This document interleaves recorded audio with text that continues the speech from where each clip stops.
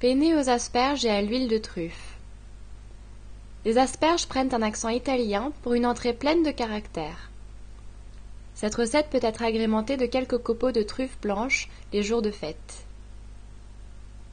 Cette recette de Jérôme Gagneux, chef du restaurant Le 6 New York à Paris, vous sera présentée par Lucie.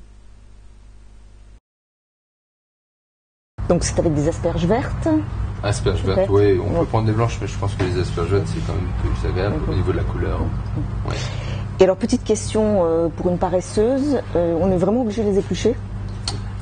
Même l'asperge verte, il faut quand même un peu l'éplucher, parce que autant la tête, elle est tendre, il n'y a pas de problème avec la peau, mais plus aller vers la queue, et je dirais, malheureusement, plus la peau est épaisse et beaucoup moins tendre.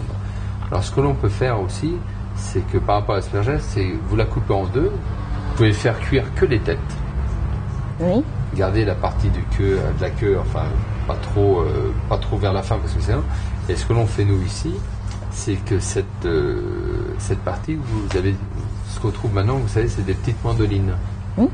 Et donc on va la passer à la mandoline pour faire en fin de compte une julienne d'asperges crues.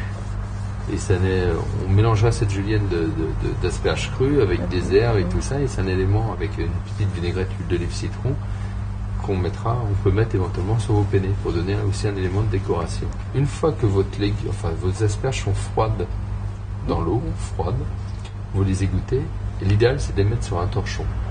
Voilà, et vous réservez comme ça, soit sur un sopalin, d'une assiette, comme ça, filmé, et vous les réservez comme ça dans votre frigidaire. Voilà.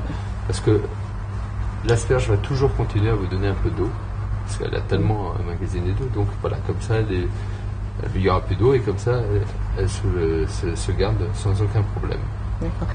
Il y a penne, mais bon, ça, je pense qu'on est tous amateurs de pâtes, donc on arrive à reconnaître les bonnes penne. Non, mais généralement, ce qui est très important aussi, comme dans toutes les cuissons des pâtes, c'est bien évidemment la cuisson. Il faut quand même que les penne soient al dente. Et c'est aromatisé donc à l'huile de truffe blanche. À l'huile de truffe blanche, oui, on met un peu d'huile de truffe blanche. Dans toutes les bonnes épiceries. Toutes les bonnes épiceries fines, mais ça se trouve un peu partout maintenant, surtout chez les Italiens, les épiceries italiennes, on en trouve un petit peu partout. Alors il y a des petits flacons, il y a des petites... Sachez que c'est une huile qui se garde quand même très très longtemps. Alors par contre, il faut en mettre très très peu, parce que c'est tellement parfumé, il y a tellement de goût et tout ça, il faut en mettre, parce que quand il y a trop d'huile blanche, ça casse un petit peu tout ça. Donc faut vraiment, c'est à la goutte ou à la petite cuillère, mais c'est vraiment... et c'est très très fort. Très parfumé. Alors, il y a de l'huile de truffe noire aussi, les deux existent, mais avec les avec les pâtes, je pense que la truffe blanche, c'est beaucoup plus aromatisé, c'est beaucoup plus harmonieux.